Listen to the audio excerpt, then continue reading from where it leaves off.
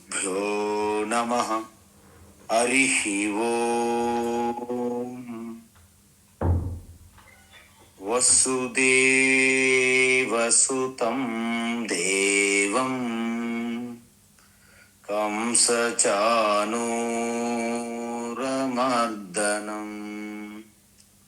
దేవకీ పరమానందం కృష్ణం వందే జగద్గురుం.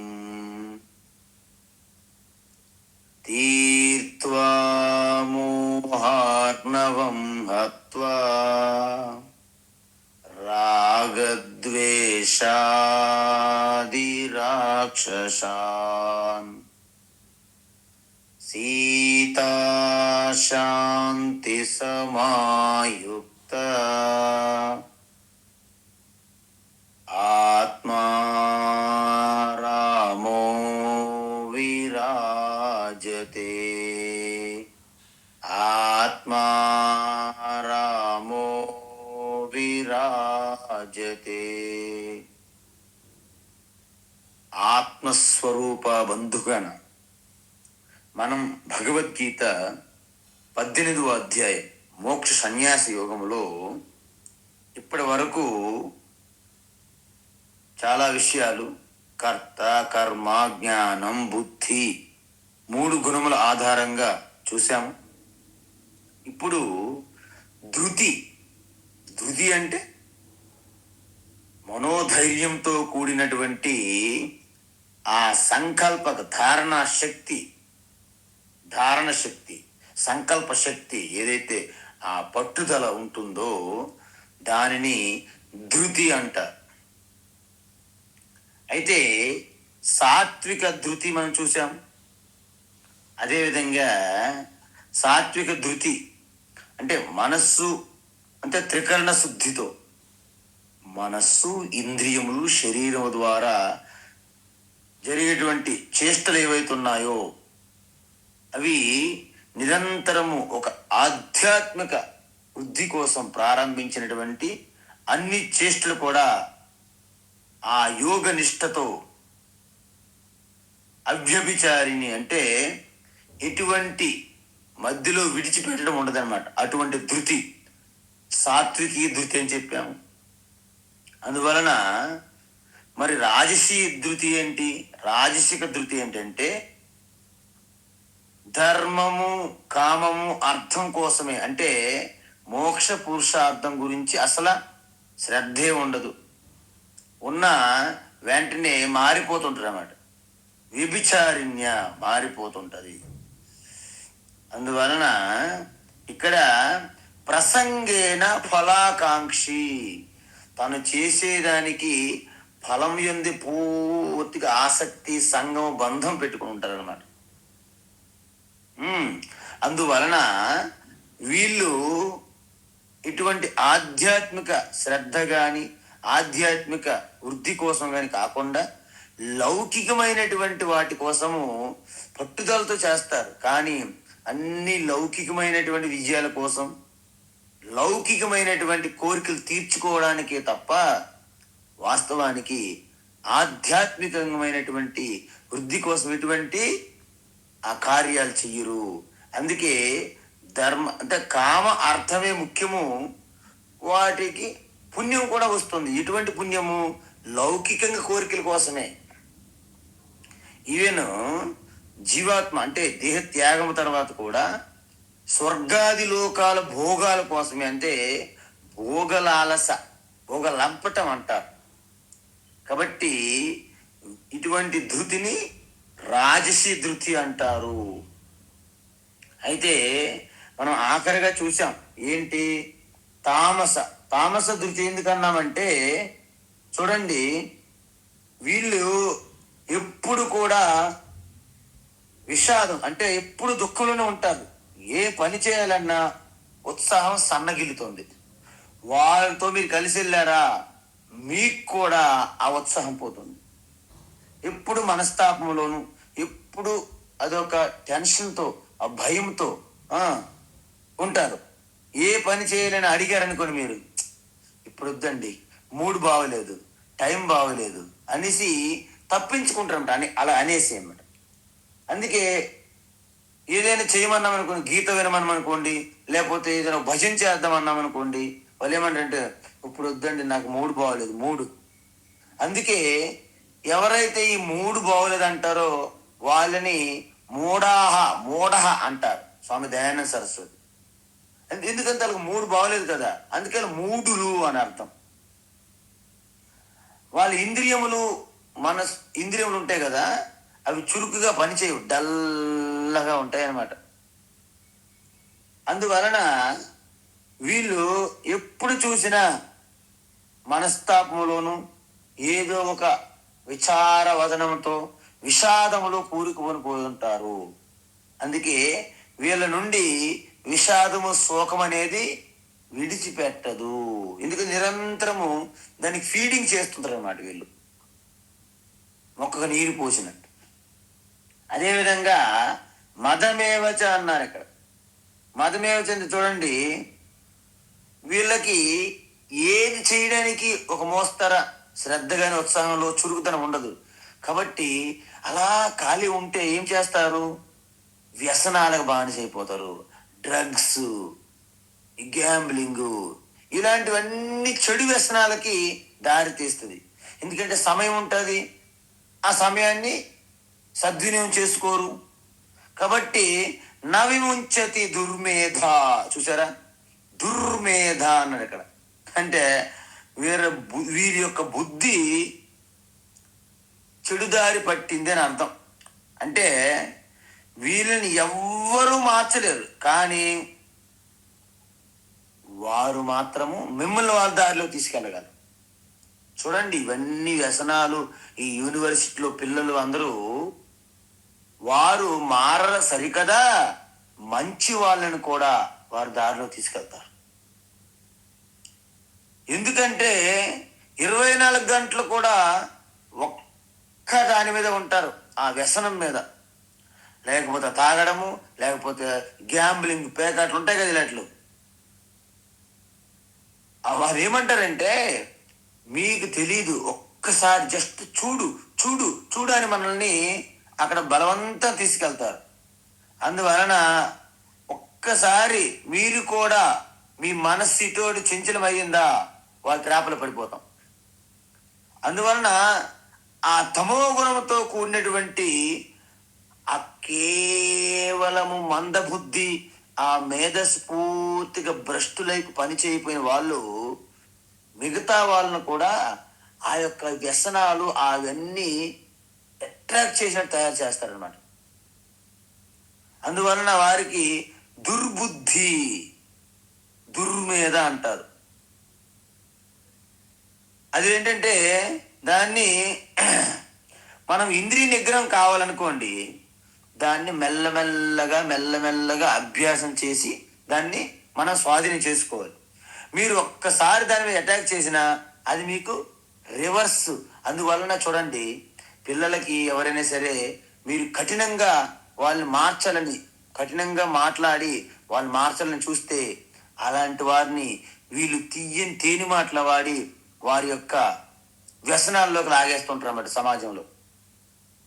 అందువల్ల ఏదో ఒకటి తీసుకొస్తారు బయటికి, సెన్సేషన్, బ్రేకింగ్ న్యూస్, వైరల్ అవడం అంటారు.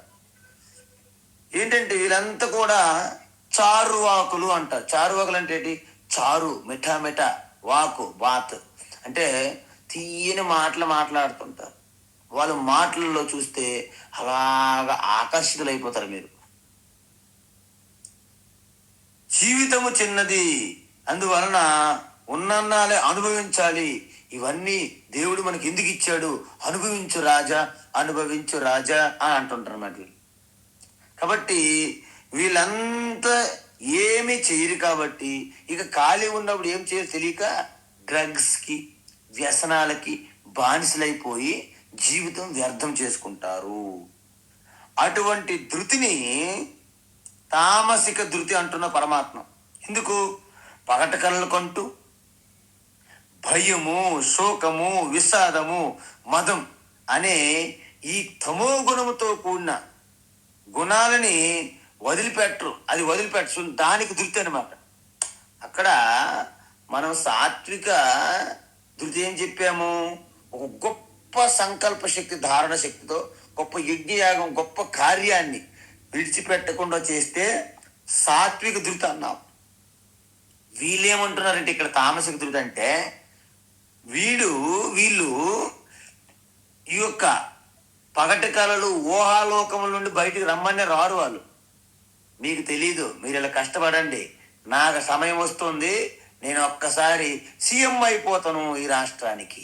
చూసారా, ఎవరో జాతకంలో చెప్తారు మీరు సీఎం అయిపోతారంటే ఇంకా ఆయన కర్తవ్యం ఉపదేశాలు అన్నీ విడిచిపెట్టి సీఎం అయిపోతారని పగటి కళలు కంటుంటాడు అనమాట. పగటి కళలు కంటుంటారు. అదేవిధంగా పగటి కళలు కంటూ ఎప్పుడైనా సరే మీరు నేను వేరు బయట పరాయి వాళ్ళు అనే ద్వంద్వ భావన మీలో కలిగితే మీకు భయం కలుగుతుంది. భయం వచ్చిందనుకోండి, మీకు మొత్తం ఇంద్రియములన్నీ కూడా బ్యాలెన్స్ తప్పిపోతాయి. అప్పుడు శోకం, విషాదంలో కూరుకుపోతాం. అర్జునుడు చూడండి, ఒక్కసారి రణరంగంలో ఆ రాగము, ఆ యొక్క శోకము, భయము, మోహం, విషాదంలో కూరిగిపోయినట్లుగా వాటిని విడిచిపెట్టకుండా ఉండే ధృతిని తామసిక ధృతి అంటారు. ధృతి. ఇప్పటి వరకు మనము 3 రకాల ధృతులు చూసాము.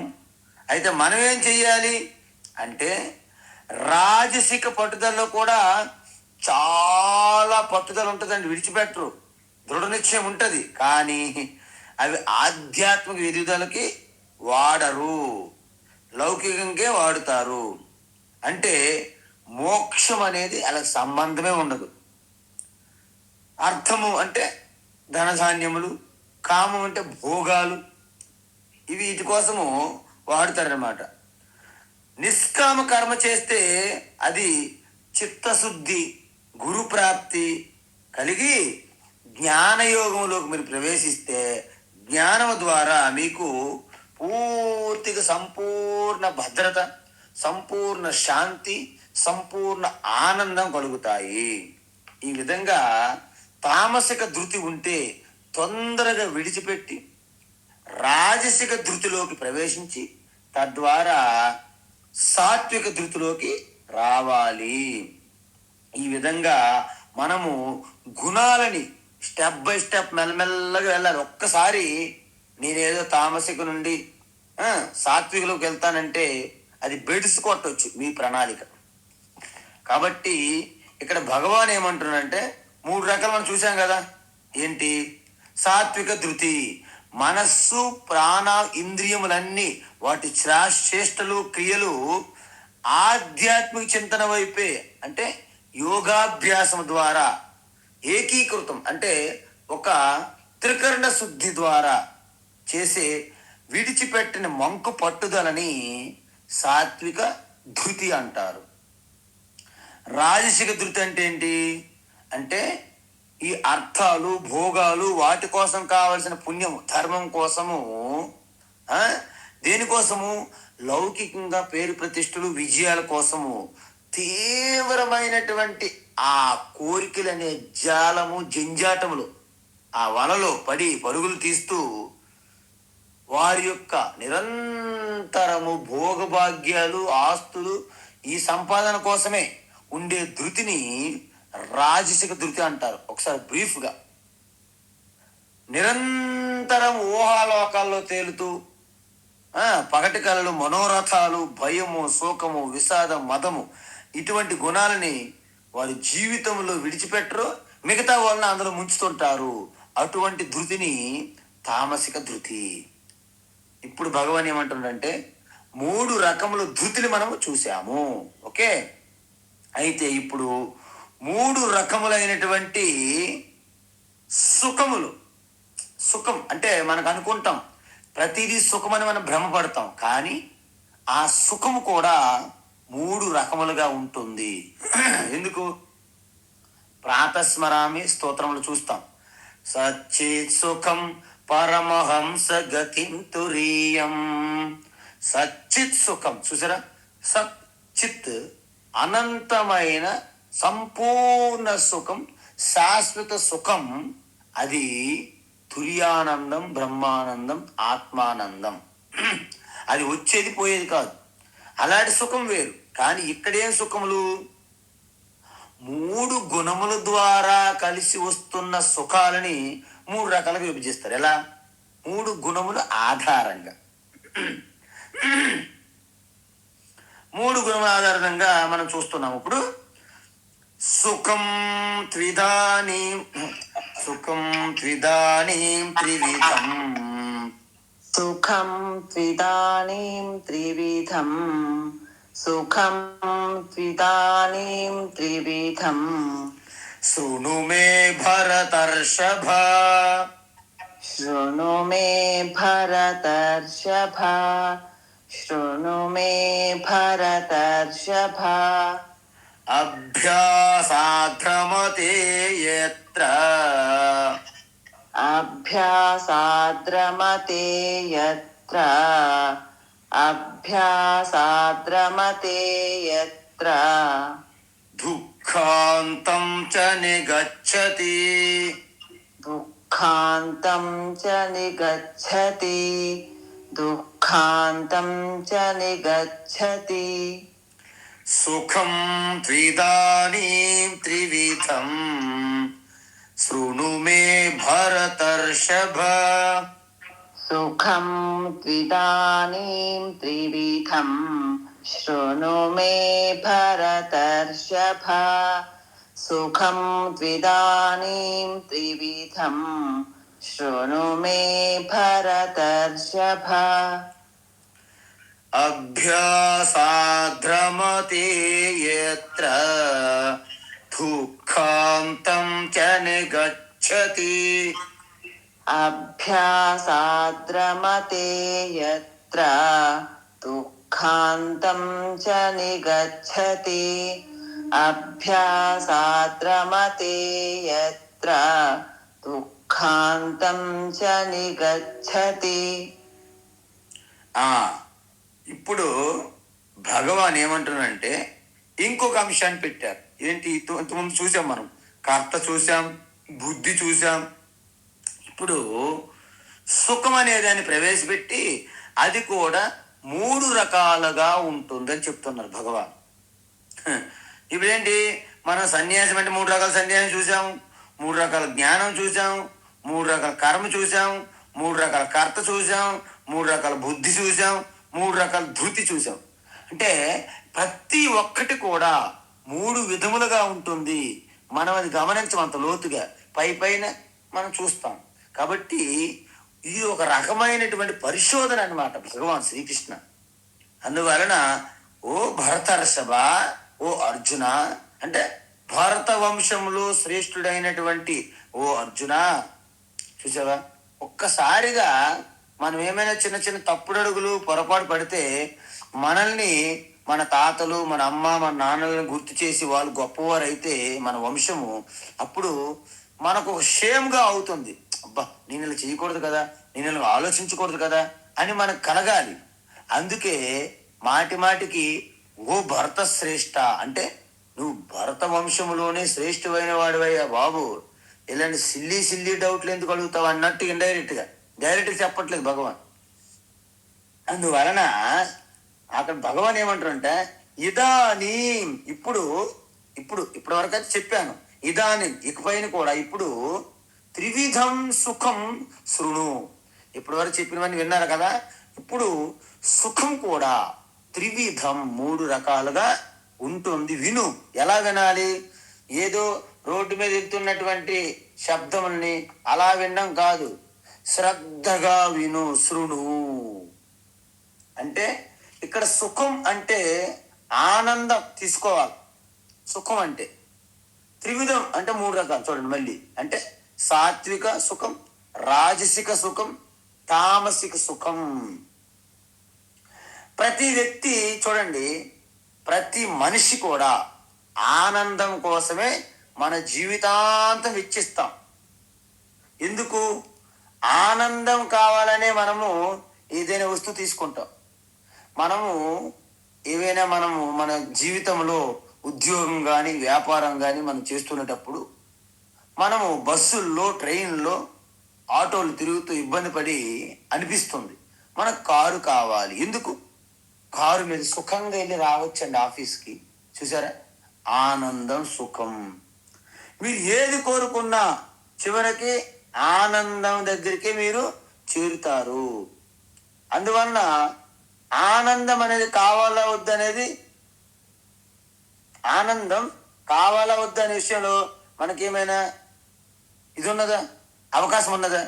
ప్రతి ఒక్కరు ఆనందమే కోరుకుంటారు. అందులో కావాలా వద్దని అడిగే అవసరమే లేదు. అందువలన తెలివైన వ్యక్తి ఆనందం అంటే ఏమిటో తెలుసుకోవాలి. నువ్వు తెలుసుకోకుండా ఆనందం కోసం పరుగులు తీస్తే నువ్వు ఎండమావుల్లో నీరుని వెతికినట్టు అవుతుంది. కాబట్టి చూడండి, ఆనందం అనేది కావాలా వద్దని ప్రశ్నే ఉండదు. అది సహజంగా మనకు ఆనందం కావాలి. ఎందుకు? మన స్వరూపం ఆనంద స్వరూపం. కాబట్టి ప్రతి ఒక్కరు కూడా ఆనందంగా ఉండాలని కోరుకుంటారు. ఆనందం నాకు వద్దు, నాకు దుఃఖం కావాలి అని ఎవ్వరు కూడా కోరుకోరండి. ఇంకా ఆహార విషయం అనుకోండి, కావాలా వద్దా మనం అడగవచ్చు. ఇంకేదైనా సరే చూడండి, ఆహారం అనేది మన చాయిస్ ఉంది. మీరు ఆహారాన్ని సంపాదించుకోవచ్చు, కానీ ఆకలిని మీరు కోరుకోగలరా? కోరుకోలేరు. ఆకలి సహజ లక్షణం. మీరు ద్రవ పదార్థాలను మీరు తయారు చేసుకోవచ్చు, తెచ్చుకోవచ్చు, కానీ దాహాన్ని మీరు తయారు చేయగలరా? దాహం అనేది సహజంగా వస్తుంది. మీరు అనేక రకమైన బెడ్ల్ని, మంచి మంచి పరుపుల్ని రెడీ చేసుకోవచ్చు, కానీ నిద్రని మీరు తెచ్చుకోగలరా? అది రావాలి సహజంగా. అదేవిధంగా సుఖం కావాలి అంటారు. అంటే ఎటువంటి సుఖం చెప్పండి?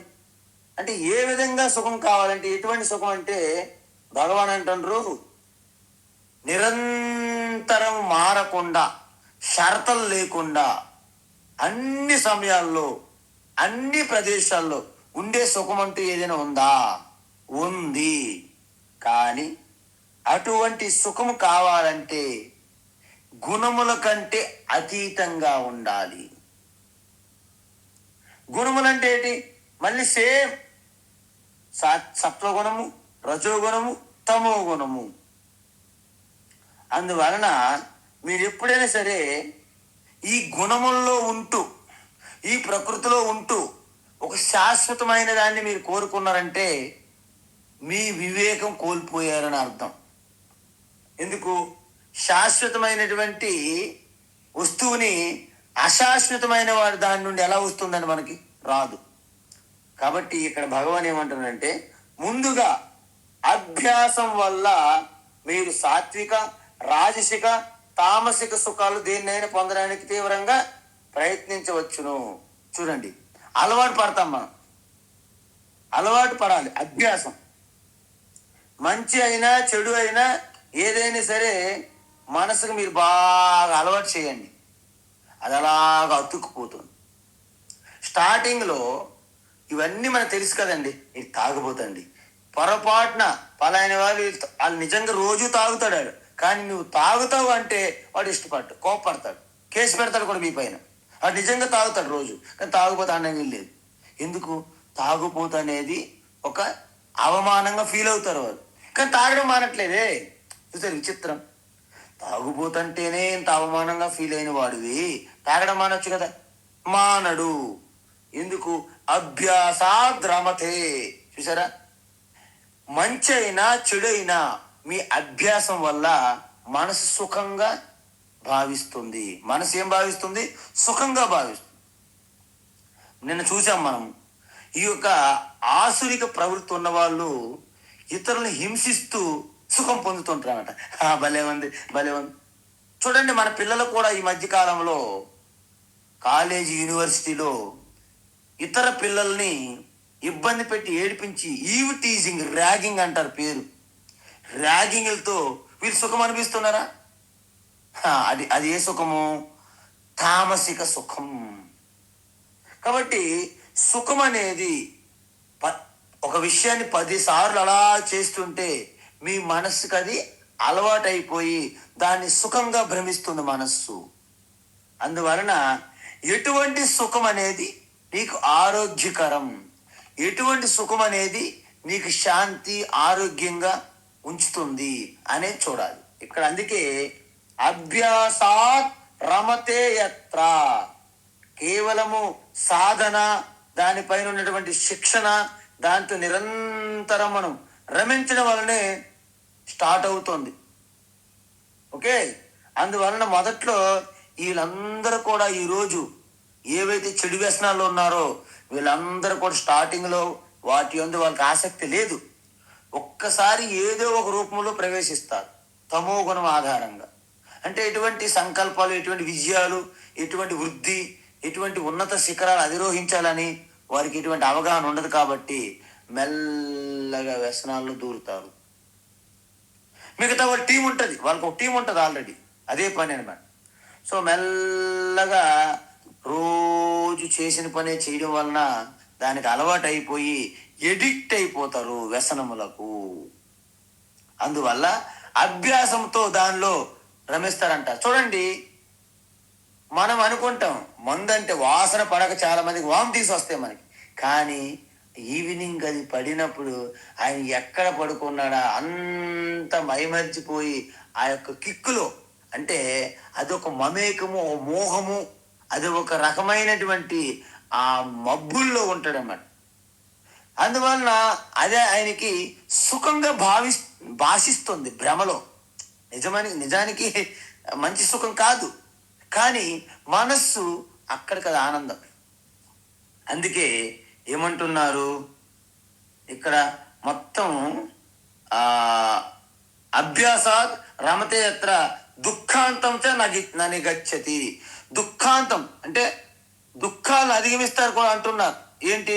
3 రకాల సుఖాలు కూడా దుఃఖాన్ని అంతం చేస్తాయి. చూసారా, 3 రకాల సుఖాలు. అందుకే చూడండి, కొంతమంది ఎంతో విషాదంతో విచారంతో ఉంటే ఆయన ఏదైనా సరే ఒక 2 పెగ్గలు కావాలి, 2 పెగ్గలు వేస్తే కానీ ఈ దుఃఖం నుంచి బయటపడినని చెప్పుకున్నారు మా దగ్గరే చాలా మంది. వ్యసనంలో అలవాటు పడిపోయిన వాళ్ళు. అంటే దీన్ని బట్టి మీకు ఏం అర్థమైంది? దుఃఖము ఈ 3 సుఖాలు కూడా పోగొడతాయి, కానీ అవి పోగొట్టే విధానంలో తేడా ఉన్నది. అందుకే కదండి డ్రగ్స్ ఎందుకండి తీసుకుంటారు, స్లీపింగ్ పిల్స్ ఎందుకు వాడతారండి? నిద్ర పడడానికి కదా. నిద్ర అంటే ఏంటి? సుఖం కదా. అందువలన డ్రగ్స్ కానీ, ఆల్కహాలిక్ కానీ, గ్యాంబ్లింగ్ కానీ, ఏవైనా సరే చెడు తిరుగుడులు కానీ, చెడు కార్యాలు కానీ, ఇవన్నీ ఎందుకు చేస్తారు? వాళ్ళు కూడా ఆ సమయంలో సుఖం, కానీ అది ఎటువంటి సుఖము? సాత్విక సుఖమా, రాజసిక సుఖమా, తామసిక సుఖమా అనే చెయ్యాలి, చూడాలి మనం. ఎందుకంటే సాత్విక సుఖము, రాజసిక సుఖము, తామసిక సుఖాల గురించి ఒక్కసారి భగవాన్ ప్రారంభిస్తున్నారు. అవి చూస్తే మీకు అనిపిస్తుంది, వామ్మో మనం ఖచ్చితంగా ఈ సుఖం విడిచిపెట్టాలి, ఈ సుఖం మనము అక్కర్లేదు, ఈ సుఖం లేకున్నా పర్వాలేదు, కానీ ఈ సుఖంలో మనము రమించకూడదు, ఈ సుఖంలో మనము మునగకూడదు అని మీకు తెలియాలి. అలర్ట్ కోసము ఆ 3 సుఖాల యొక్క స్వరూపం ఏమిటి అని భగవాన్ ఇప్పుడు ప్రారంభిస్తున్నారు. యత్తదగ్రే విషమివ, యత్తదగ్రే విషమివ, యత్తదగ్రే విషమివ, పరిణామే మృతోపమం, పరిణామే మృతోపమం, పరిణామే మృతోపమం, తత్సుఖం సాత్వికం తత్సుఖం సాత్వికం ప్రోక్తం, తత్సుఖం సాత్వికం ప్రోక్తం, ఆత్మబుద్ధి ప్రసాదజం, ఆత్మబుద్ధి ప్రసాదజం, ఆత్మబుద్ధి ప్రసాదజం, యత్తదగ్రే విషమివ పరిణామే మృతోపమం, యత్తదగ్రే విషమివ పరిణామే మృతోపమం యత్తదగ్రే విషమివ పరిణామే మృతోపమం తత్సుఖం సాత్వికం ప్రోక్తం ఆత్మబుద్ధి ప్రసాదజం. తత్సుఖం సాత్వికం ప్రోక్తం ఆత్మబుద్ధి ప్రసాదజం. తత్సుఖం సాత్వికం ప్రోక్తం ఆత్మబుద్ధి ప్రసాదజం. ఉత్తమం. ఇప్పుడు ఏమంటారంటే సుఖం గురించి ప్రారంభించారు. సుఖం అంటే మొదటి సాత్విక సుఖం అనేది 37వ శ్లోకంలో చెప్తూ, రాజసిక సుఖం అనేది 38వ శ్లోకము, తామసిక సుఖం అనేది 39వ చెప్తూ ఈ సుఖం గురించి పూర్తి చేస్తారన్నాడు భగవాన్. అందువలన సాత్విక ఆనందాన్ని ఆధ్యాత్మిక ఆనందం అంటారు. చూసారా? అంటే మీ తపస్సులు, మీ వ్రతాలు, మీ యజ్ఞాలు, మీ యాగాలు, మీ జపము, మీ పారాయణము, మీ ధ్యానము ఏది చేసినా, దానం చేసినా, ధర్మం చేసినా, ఏది చేసినా మీలో బయటికి ఎంతో కష్టపడినట్టు అనిపిస్తున్నా మీ లోపల ఒక తెలియని ఆనందం అన్నమాట. హృదయానికి ఆహ్లాదంగా, ప్రశాంతంగా, ఒత్తిడి లేకుండా, స్ట్రెస్ లేకుండా ఒక మంచి నిజమైనటువంటి ప్రశాంతితో కూడొచ్చినటువంటి ఆ ఆనందం ఏదైతే ఉందో దాన్ని ఆధ్యాత్మిక ఆనందం అంటారు. భగవాన్ అంటున్నారు. అందువలన ఈ ఆనందం ఆధ్యాత్మిక జీవనాన్ని గడిపేటట్లు చేస్తుంది.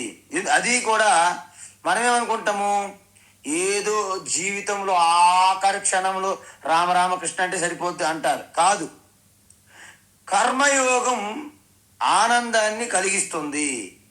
ధ్యాన యోగము లేదా ఉపాసన యోగం ఆనందాన్ని కలిగిస్తుంది. ఎందుకు? మీకు ఈ సాధన చతుష్టయాన్ని కలిగిస్తుంది. కాబట్టి సాధన చతుష్టయం దేనికి? ఆత్మస్వరూప దర్శనం కోసము, ఆత్మానుభూతి చెందడం కోసము. పైగా ఆనందకరమైనటువంటి విషయం ఏమిటంటే ఆనందం అనేది బయట లేదు. ఇది మీరు రాసుకోండి. ఆనందం అనేది బయట లేదు. ఆనందం అనేది లోపలి విషయం, మీ స్వరూపం. కాబట్టి ఇక్కడ ఒకటి చూడండి, మనం ఒక అద్దం పెట్టామనుకోండి. సపోజ్ ఒక అద్దంలో పెట్టేటప్పుడు దాంట్లో ఒక వస్తువు ఏదైనా సరే ప్రతిబింబంగా కనిపిస్తుంది అద్దంలో. ఇప్పుడు చూడండి, అద్దం యొక్క ఫ్రేము, అద్దం యొక్క గాజు దేనికి సంబంధించినవి? అద్దం సంబంధించినవి. కానీ అద్దములో కనిపించే ప్రతిబింబం అద్దం సంబంధించినదా? చూడండి ఒకసారి. అదే విధంగా ఈ శరీరము, ఈ మనస్సు శరీరం, ఇది ఈ శరీరం అనేది ఒక అద్దం లాంటిది, ఫ్రేమ్ లాంటిది. మనస్సు అనేది ఒక గాజు లాంటిది.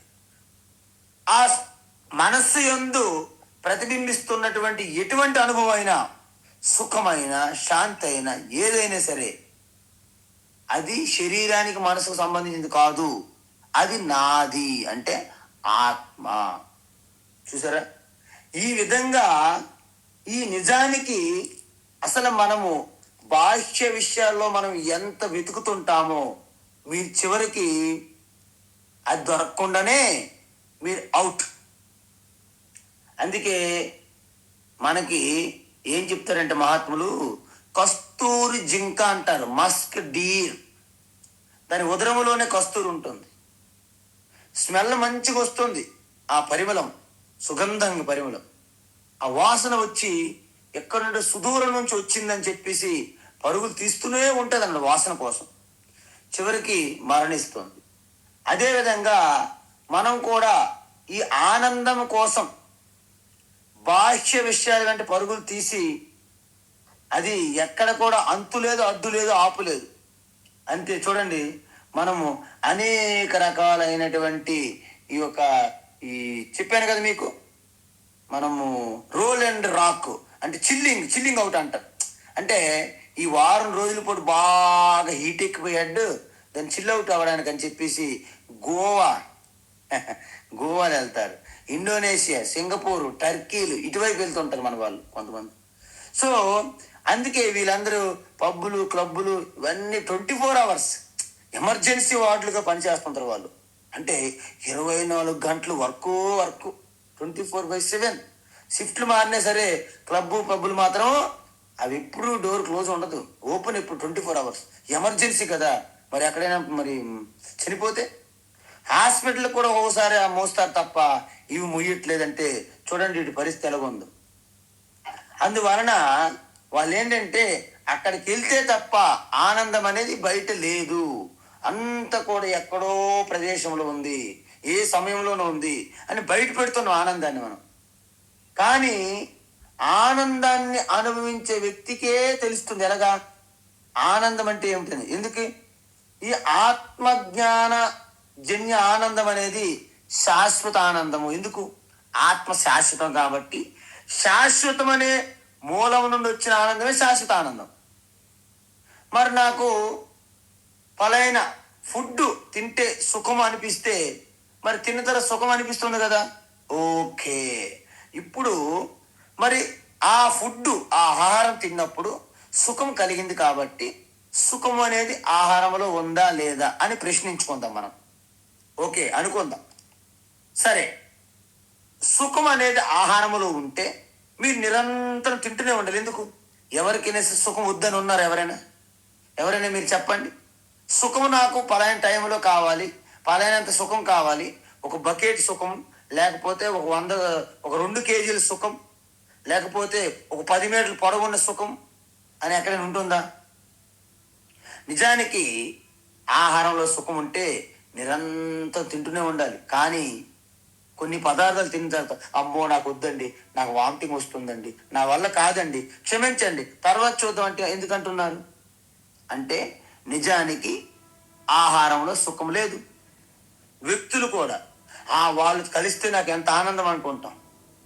నిజానికి వాళ్ళు నిరంతరం మీతో ఉంటే వాళ్ళు ఎంత తొందరగా విడిపోతే బాగుని అనిపిస్తుంది. ఈ కలవడాలు విడిపోవడాలు దేనికి వచ్చాయి? నిజానికి దాంట్లో సుఖం లేదు కదా. మరి మాకు సుఖం అనిపిస్తుందా కదండి కలిసినప్పుడు, తినేటప్పుడు, స్టార్టింగ్లో. దాని అర్థం ఏంటంటే ఎప్పుడైతే మనస్సు అనేది మీ ఆత్మానందం శాశ్వతమైన ఆనందానికి విషయాల వైపు భ్రమిస్తున్నటువంటి ఆ ప్రాపంచిక విషయ సుఖం పైన ఈ రెండింటికి మధ్యలో ఏమున్నది? మనస్సు ఉన్నది. మనస్సు సైలెంట్ అయిపోయింది అనుకోండి, అప్పుడు సుఖం కలుగుతుంది. కానీ బాహ్య వస్తువుల ద్వారా కలిగే సుఖమని భ్రమించినప్పుడు అది క్షణికము, తాత్కాలికం. ఆత్మస్వరూపం నుండి మీరు ఒకవేళ సుఖాన్ని మీరు గ్రహించినట్లయితే అది శాశ్వత సుఖం. ఇది మనం పెట్టుకోవాలి. అందువలన ఏమంటున్నారంటే ఒక ప్రత్యేకత ఏంటంటే జ్ఞానం దొంగలు ఎత్తుకుపోలేదు. విషయం చూడండి, ప్రభుత్వం కూడా తీసుకోలేదు, అన్నదమ్ములు కూడా మీతోని ఆస్తిపాత్రలు అడగలేరు. జ్ఞానాన్ని ఎవ్వరూ తీసుకోలేరు. మీరు ఎంత పంచుకుంటూ పోతే అది పెరుగుతూనే ఉంటుంది. కానీ ఒకవేళ మీరు ధనం సంపాదించాలంటే ఎవరు ఎత్తుకుపోతారో తెలియదు, ఏ గవర్నమెంట్ వచ్చి ఇన్కమ్ ట్యాక్స్ రైట్ చేస్తారో తెలియదు. అన్నదమ్ములు అన్నారా, వాళ్ళు ఏమీ అడగకపోయినా మీ ఆస్తుల మీద మాత్రం కన్నేస్తారు. కాబట్టి మీరు భగవద్గీత రోజు చదువుతున్నారు అనుకోండి, దీని గురించి ఎవరు వాటా అడగలేరు. మీ పిల్లలు కానీ, మీ అన్నదమ్ములు కానీ, మీ అక్క చెల్లెలు కానీ ఎవరు వాటా అడగలేరు. గవర్నమెంట్ కూడా ట్యాక్స్ కట్టమని అడగదు మీ జ్ఞానం మీద. ఇది ఒక విచిత్రం.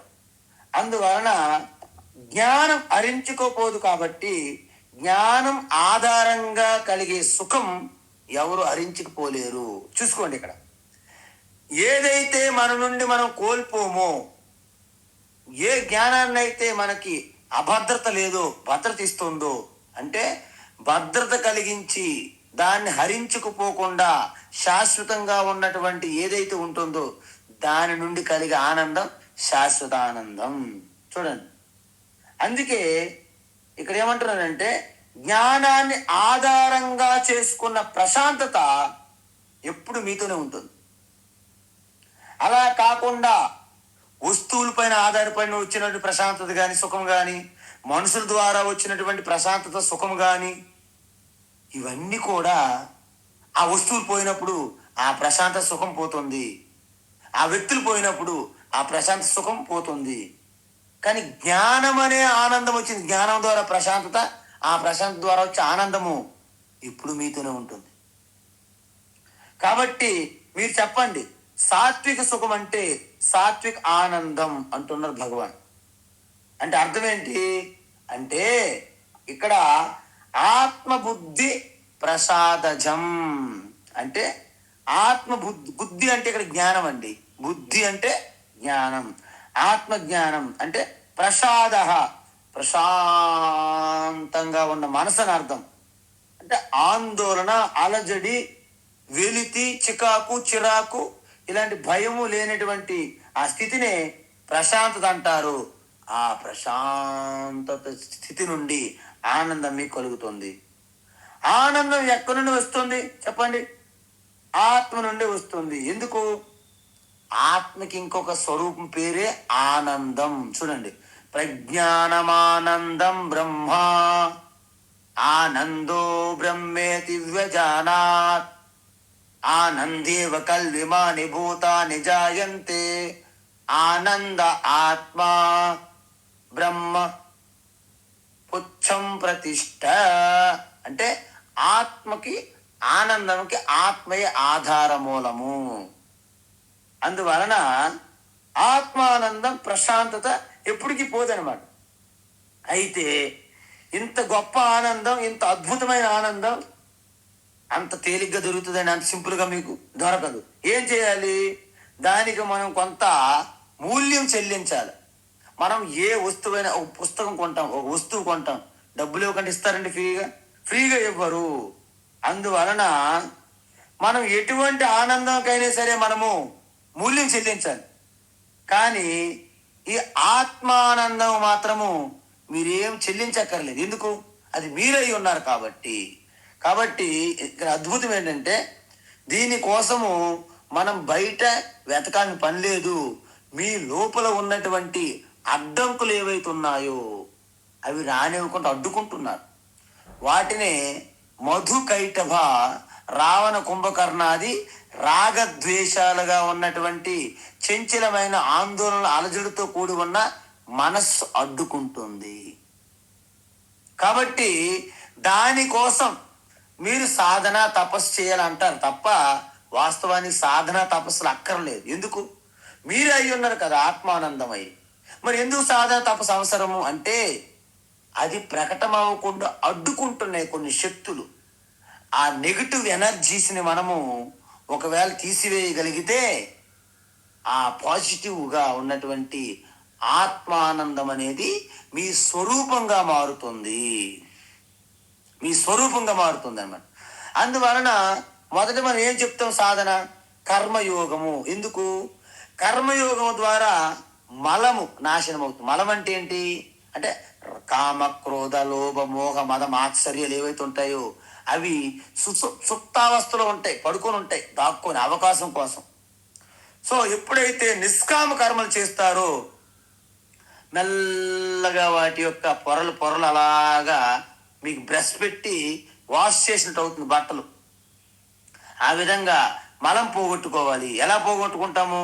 ఎప్పుడైతే మీరు నైతికమైనటువంటి ధార్మిక విలువలు పాటిస్తారో, అమానిత్వమదం విత్వం, అహింస, శాంతి, ఆర్జవం ఇలాంటి దైవీ సంపత్తి సద్గుణాలను ఎప్పుడైతే మీరు పెంపొందించుకుంటారో మీలో ఉన్నటువంటి ఈ గంజాయి మొక్కల్లాగా, చూడండి చందనం వనంలో గంజాయి మొక్కల్లాగా ఈ మలం ఉన్నది.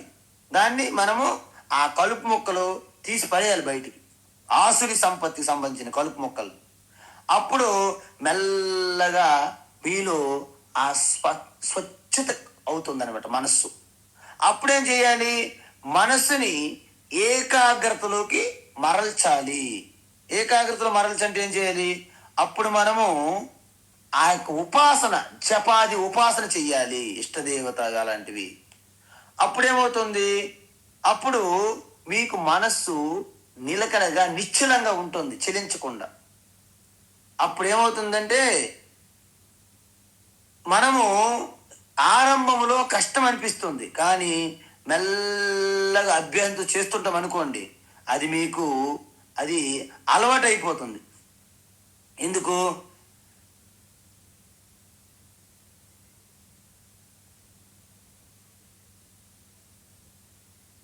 ఇప్పుడు చూడండి, చాలా మంది ఎవరెస్ట్ ఎక్కాలని కలలుగా అంటుంటారు. ఎవరెస్ట్ ఎక్కాలంటే డైరెక్ట్ మీరు ఎక్కగలరా? లేదు, దానికి బేస్ క్యాంప్ ఉంటుందండి. బేస్ క్యాంప్ అంటే ఎవరెస్ట్ ఎక్కాలంటే అక్కడ ఆక్సిజన్ లెవెల్స్ తక్కువ. మీరు హై ఆల్టిట్యూడ్కి వెళ్ళేటప్పుడు ఆక్సిజన్ లోపించి మీరు శ్వాస అందకుండా మీ ప్రాణం పోయే అవకాశాలు ఉంటాయి. కాబట్టి బేస్ క్యాంపులో మనకి ప్రాక్టీస్ ట్రైనింగ్ ఇస్తారనమాట. ఆ ట్రైనింగ్ వలన మెల్లగా మీరు ఆ యొక్క ఎవరెస్ట్ కూడా ఎక్కగలుగుతారు. అదేవిధంగా చూడండి, అమర్నాథ్ యాత్రలు, ఇప్పుడు మానసరోవరం కైలాస యాత్రలు, ఇవన్నీ కూడా ఎంత ఖర్చు, ఎంత కష్టం చెప్పండి. కానీ వెళ్తుంటే అక్కడ పడిన శ్రమ, ఆదుర్త ఖర్చు ఒక్కసారి మర్చిపోతారు. ఇప్పుడు ఒక్కసారి గనక ఆ యొక్క మానసరోవరం కైలాస యాత్రకి ఆల్రెడీ వెళ్ళిపోయారు అనుకోండి, మీరు ఎంత ఇబ్బందులు పడ్డారు, ఎంత కష్టపడ్డారు మొత్తం మర్చిపోతారు.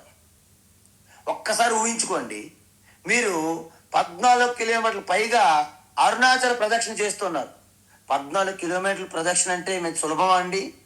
కానీ మీరు ఒక్కసారి అరుణాచల్ దర్శనం కలిగిన సమయానికి ఈ 14 కిలోమీటర్ల ప్రదక్షిణ కష్టం కూడా ఒక్కసారిగా మర్చిపోతారు. అదేవిధంగా తిరుమల దేవస్థానం, నేను మెట్ల ద్వారా నడిచి వస్తున్నాను అనుకుంటారు కొంతమంది. సరిగ్గా ఒక 3600 మెట్ల దగ్గర ఉంటాయి. దగ్గర ఎంత కష్టంగా ఎక్కుతారు. ఒక్కసారి వెంకటేశ్వర స్వామి దర్శనం దగ్గరికి వెళ్ళిన తర్వాత ఆ యొక్క 3600 మెట్లు ఎక్కినటువంటి కష్టం కూడా మీరు మర్చిపోతారు. అంటే దీని అర్థం ఏంటి చూడండి, మొట్టమొదటిసారిగా ఆరంభంలో చాలా కష్టమైనప్పటికీ అలాగ మెల్లగా మీరు ఆనందం, సుఖంలోకి మీరు తేలుతారు. స్టార్టింగ్లో కష్టం ఉండాలి. అందుకే మన పిల్లలకు కూడా ఆరంభంలో కష్టపెట్టేస్తుంటాం మనం. తపస్సు. నువ్వు ముందు కష్టపడితే తర్వాత సుఖపడతావరా, ముందు సుఖపడ్డావా తర్వాత నీ జీవితం అంతా కష్టాలే అని మనకి తల్లిదండ్రులు చెప్తుంటారు పిల్లలకి. అది నిజం. ఇక్కడ భగవద్గీత నుండి వచ్చింది అది. అందుకే మన భారతదేశం సనాతన ధర్మంలో ప్రతి ఒక్కరికి సహజంగానే తత్వం తెలుస్తుంది. అది పెద్ద శాస్త్రం చదువుకో అక్కర్లేదు. శివుని ఆజ్ఞ లేని చీమైనా కొట్టదు అంటారు. అభ్యాసం కూసు విద్య అంటారు. నువ్వు ఆరంభంలో కష్టపడితే తర్వాత సుఖపడతావు. నువ్వు కష్టపడి చదివితే నువ్వు మంచి ఉన్నతమైన స్థానంలోకి వెళ్ళి సుఖము, శాంతి పొందుతావు అని చెప్తుంటారు చిన్నప్పుడు మన అమ్మా నాన్నలు. అందుకే ఎత్త దగ్గరే విషయమేవా, ఆధ్యాత్మిక ఆనందం అంటే సాత్విక సుఖము మొదట్లో విషములాగా కష్టంగా భయంకరంగా అనిపిస్తుంది. కానీ విషయంలా అనిపిస్తుంది అంటే అర్థం ఏంటి? మొదట్లో చాలా పీడ, చాలా బాధ. ఆ బాధ కలిగినప్పటికీ అలాగ శ్రమ పడాల్సి వస్తుంది. చూడండి, ప్రతి ఒక్కరు ఈ రోజుల్లో గొప్పవారని మనం అనుకుంటున్నాం కదా, వీళ్ళందరూ కూడా ఆరంభంలో ఎంత కష్టపడ్డారో చూడండి. అంటే లౌకికమైనటువంటి విజయం సాధించాలన్నా ఆరంభంలో ఎంత కష్టపడాలో అర్థం మీకు తెలుసు.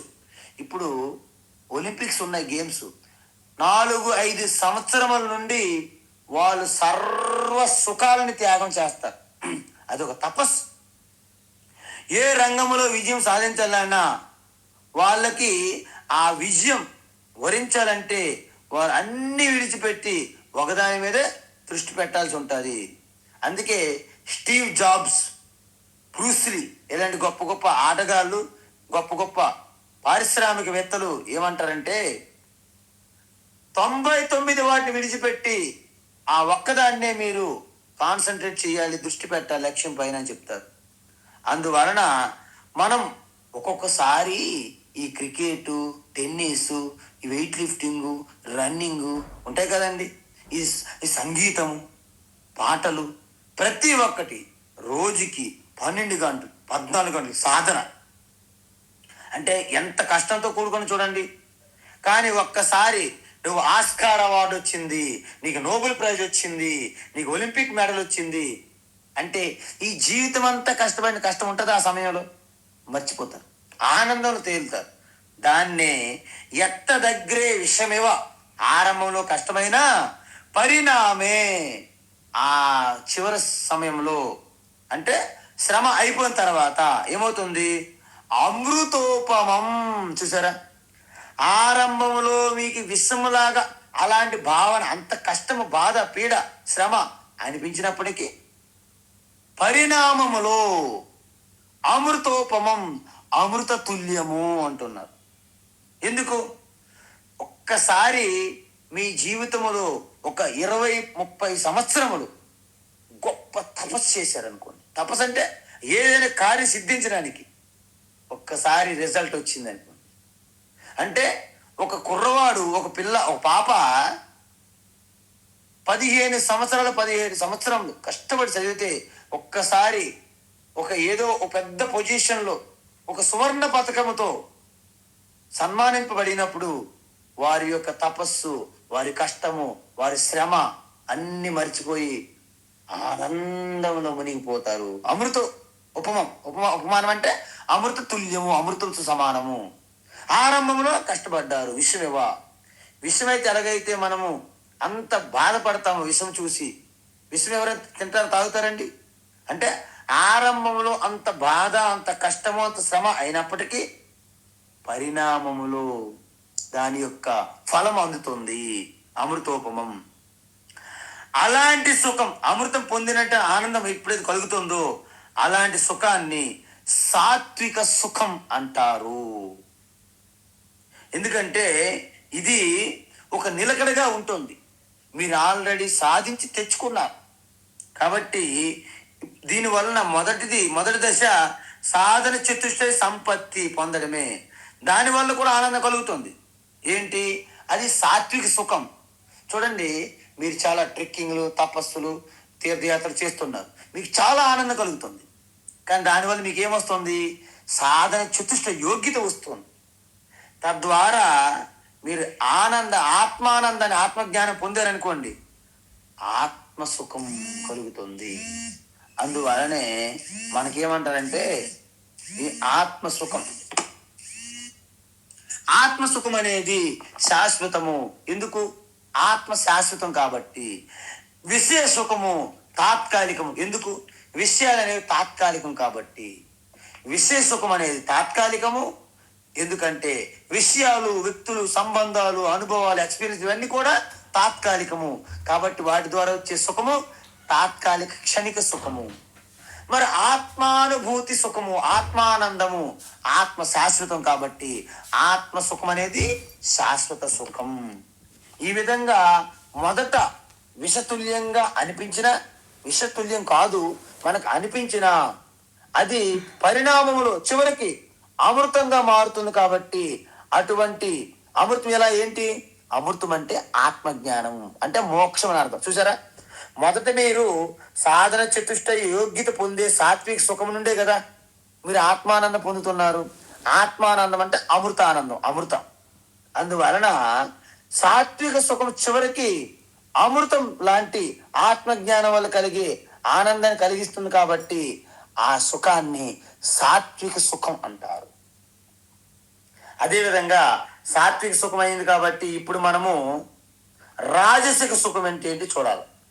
రాజసిక సుఖం, రాజసిక సుఖం అంటే విషయేంద్రియ సంయోగాత్, విషయేంద్రియ సంయోగాత్, విషయేంద్రియ సంయోగాత్, యత్తదగ్రే మృతోపమం, యత్తదగ్రే మృతోపమం, యత్తదగ్రే మృతోపమం, పరిణామే విషమివ, పరిణామే విషమివ, పరిణామే విషమివ, తత్సుఖం రాజసంస్మృతం, తత్సుఖం రాజసంస్మృతం, తత్సుఖం రాజసంస్మృతం, విషయేంద్రియ సంయోగాత్, యత్తదగ్రే మృతోపమం. విషయేంద్రియసంయోగాత్ యత్తదగ్రే మృతోపమం. విషయేంద్రియసంయోగాత్ యత్తదగ్రే మృతోపమం. పరిణామే విషమివ తత్సుఖం రాజసం స్మృతం. పరిణామే విషయమివ తత్సుఖం రాజసం స్మృతం. పరిణామే విషమివ తత్సుఖం రాజసం స్మృతం. ఓకే, రేపు రాజస సుఖం, అదేవిధంగా తామస సుఖం రేపు చూద్దాం. హరి ఓం తత్సత్. సర్వం శ్రీకృష్ణార్పణమస్తు.